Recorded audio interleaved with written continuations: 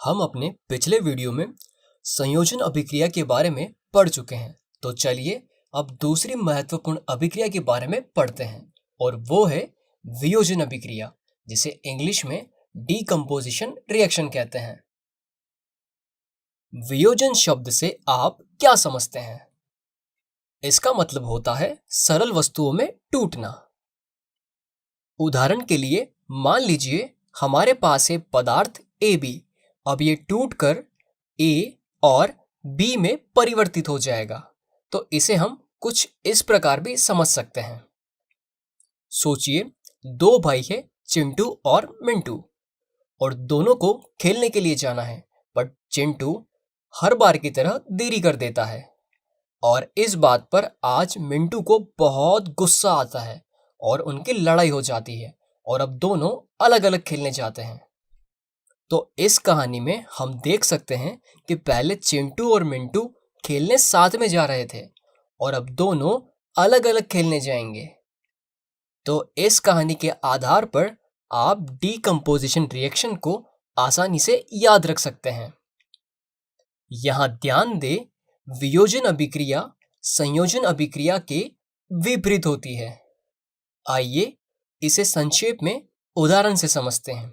याद कीजिए, हमने संयोजन अभिक्रिया में हाइड्रोजन और ऑक्सीजन से जल के निर्माण की अभिक्रिया देखी थी। अब वियोजन अभिक्रिया में H2O टूटकर वापस से H2 और O2 बनाएगा, पर विद्युत ऊर्जा देने पर ही ऐसा होगा। आइए एक उदाहरण और देखते हैं। लाइमस्टोन, जिसे हम चूना पत्थर भी कहते हैं, क्विक लाइम और कार्बन डाइऑक्साइड बनाएगा, पर ऐसा ऊष्मा देने पर होगा। इस अभिक्रिया को अपनी कॉपी में नोट कर ले, क्योंकि यह एक प्रमुख वियोजन अभिक्रिया है।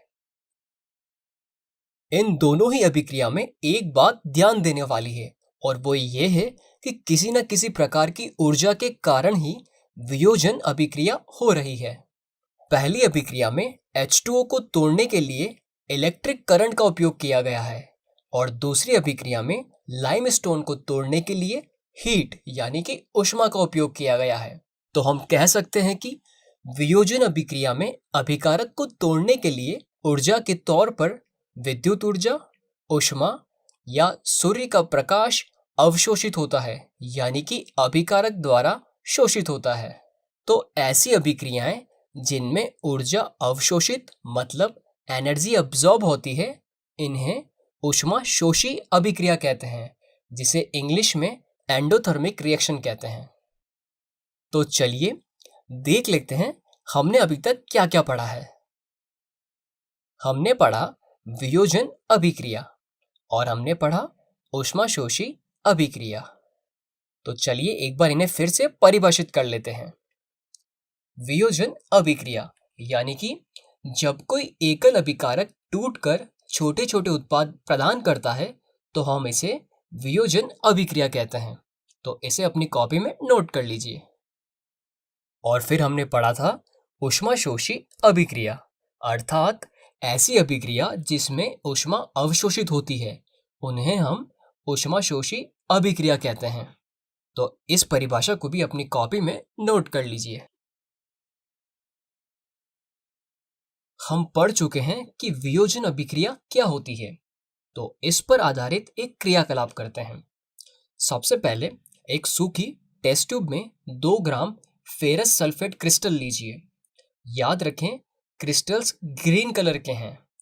अब टेस्ट ट्यूब को बर्नर के ऊपर रखकर गर्म करें। क्या आपने ध्यान दिया कि फेरस सल्फेट क्रिस्टल्स के हरे रंग में परिवर्तन हुआ है और अब वे गुलाबी रंग के हो गए हैं? तो आइए हमने क्रियाकलाप में जो देखा उस पर चर्चा करते हैं। क्रियाकलाप में शामिल अभिक्रिया कुछ इस प्रकार है।